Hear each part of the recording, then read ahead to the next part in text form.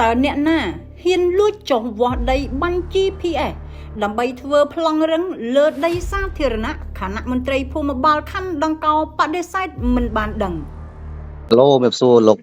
ប្រាក់សុគន្ធសំណាងបាទមានអីបងបាទសូមការបំភ្លឺបងតិចដោយមួយរយៈពេលនេះឃើញខាងភូមិរកាកោះបាទមេភូមិរកាកោះរួមនឹងគណៈកម្មការភូមិ18រូបបានរួមគំនិតគ្នាលុបដីស្រះរួមភូមិនៅចំណុចភូមិរកាកោះតើបងបានដឹងរឿងហ្នឹងទេអត់ដឹងផងបងពាក់ព័ន្ធខ្ញុំរឿងការងារចុះជីទេទទួលបានព័ត៌មានមួយទៀតថាដីស្រះដែលលុបដោយមេភូមិហ្នឹង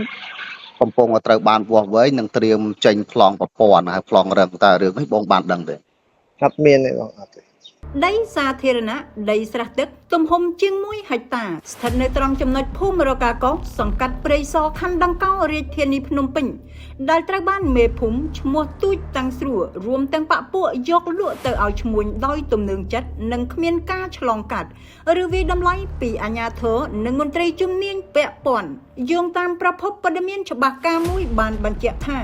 ដីត្រង់ចំណុចខាងលើនេះគឺឃើញមានក្រុមវាស់វែងមួយក្រុមដែលក្រុមនោះអះអាងថាជាមន្ត្រីជំនាញផ្នែកភូមិបាលនិងបានចុះមកធ្វើការវាស់វែងដីបាញ់ GPS ដើម្បីរៀបចំកសាងឯកសារធ្វើប្លង់កម្មសិទ្ធិឲ្យទៅឈ្មួញដែលគេដឹងថាជាអង្គញាលាក់មុខយ៉ាងណាការលួចចុះវាស់វែងដោយមន្ត្រីអាតកំបាំងទាំងនោះស្របពេលដែលអាតកំបាំងនិងភាពមិនប្រក្រតីជាច្រើនត្រូវបានបែកធ្លាយជាសាធារណៈខណៈការពិតដីត្រង់ចំណុចនោះគឺជាដីសាធារណៈដីស្រះទឹករួមដែលមានការលួចលាក់ដោយខុសច្បាប់ពីសំណាក់មេភូមិរកាកោះនិងបពពួកចំនួន17នាក់ផ្សេងទៀតដែលគេស្គាល់ថាជាក្រុមគណៈកម្មការភូមិពាក់ព័ន្ធទៅនឹងការលួចលាក់ដីចំណុចដដែលខាងលើលោកប្រាក់សុគន្ធសំណាងប្រធានការិយាល័យរៀបចំដែនដីនគររមណីយកម្មសំណង់និងភូមិបាលខណ្ឌដង្កោបំភ្លឺប្រាប់សារព័ត៌មានកងមាស News ឲ្យដឹងកាលពីថ្ងៃទី10ខែមីនាឆ្នាំ2026នេះថាអត់បានដឹងទេរឿងលក់ដីសាធារណៈមួយនេះព្រោះរូបលោកពាក់ព័ន្ធតែរឿងការងារចុះបញ្ជីប៉ុណ្ណោះឯរឿងដីមិនទាន់ចុះបញ្ជីលោកមិនដឹងទេគឺមិនពាក់ព័ន្ធហើយករណីចុះវាស់វែងបាញ់ GPS រូបលោកក៏មិនបានដឹងដែរនិងបានប្រាប់សារព័ត៌មានឲ្យសួរទៅអាជ្ញាធរខណ្ឌយ៉ាងណាករណីនេះក្រុមការងារសារព័ត៌មានយើងមិនអាចសុំការបកស្រាយពីលោកស្រីកឹមញឹបអភិបាលខណ្ឌដង្កោបាននោះទេនៅរសៀលនេះខណៈទូរស័ព្ទលោកស្រីខលចូលប៉ុន្តែគ្មានអ្នកទទួលសូមបញ្ជាក់ថាដីស្រះទឹករួមភូមិចំណុចខាងលើលោកទូចតាំងស្រួលមេភូមិរកាកោះសង្កាត់ព្រៃសរនិងក្រុមគណៈកម្មការភូមិសុទ្ធតែបានឆ្លើយអះអាងថាពិតជាបានលក់ពិតប្រាកដមែនខណៈលោកស៊ូងសំអល់ចៅសង្កាត់ព្រៃសរឆ្លើយប្រាប់សារព័ត៌មានថាអត់បានដឹងរឿងលក់ដីនេះទេភាពមិនប្រក្រតីបានបង្ហាញជាសាធារណៈដែលមេភូមិរកាកោះនិងបពពួកទាំងអស់នោះខុបខិតគ្នាលក់ដីស្រះទឹកដោយគ្មានការឆ្លងកាត់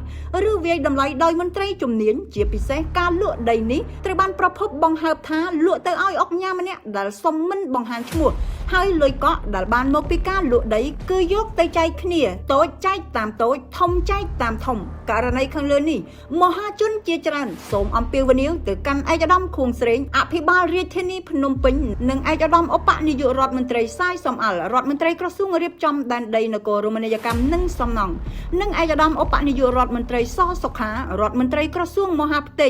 ចាត់វិធានការទប់ស្កាត់ជាបន្ទាន់ចំពោះការយកដីសាធារណៈលក់ទាំងទំនើងចិត្តពីសំណាក់មេភូមិនិងក្រុមគណៈកម្មការទាំងអស់នោះផងទៀតឡូមេបសួរលោកប្រាក់សុគន្ធសំណាងបាទមានអីបងបាទសូមការបំភ្លឺបងតិចដោយមួយរយៈពេលនេះឃើញខាងភូមិរកាកោះ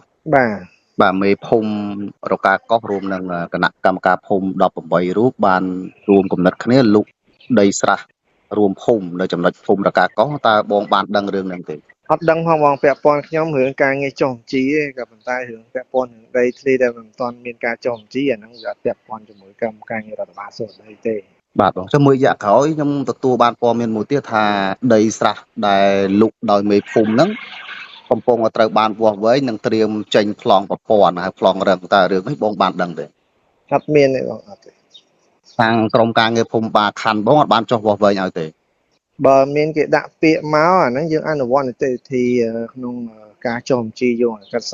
48បើសិនជាការចុះបញ្ជីហ្នឹងវាមានពាក់ព័ន្ធអីអាហ្នឹងយើងត្រូវលើកចោល បើសិនជាមានករណីចឹងណា បាទ បាទ ចំពោះការ អរ លូក គុណ ដី បង បាទ ខ្ញុំជាប់រវល់ចំជីនៅខាងព្រៃទៀននេះមើល បងសុំបន្តិចទៀតបានទេ បងអ្វី សុំ ដែល សុំ បងសួរទៅខាងព្រោះដីអត់ទាន់ចំជីបងណាអរគុណបង បាទសុំមកសំណួរទៀតបានទេ